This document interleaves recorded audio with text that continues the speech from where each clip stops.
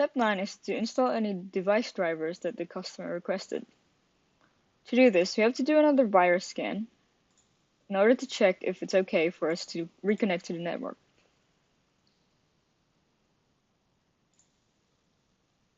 Once the scan has confirmed that there's been no threat found, reconnect to the network.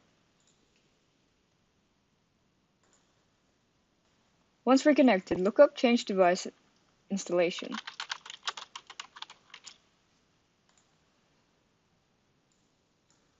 Make sure that Yes is ticked, and then save the changes.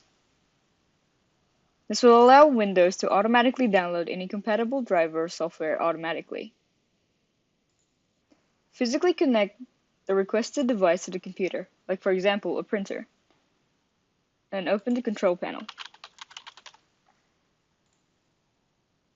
In the control panel, click View Device and Printers.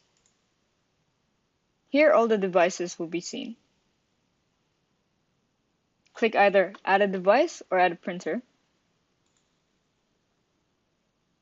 Windows will automatically check to see if there's anything connected, and then will automatically download the driver software for the device.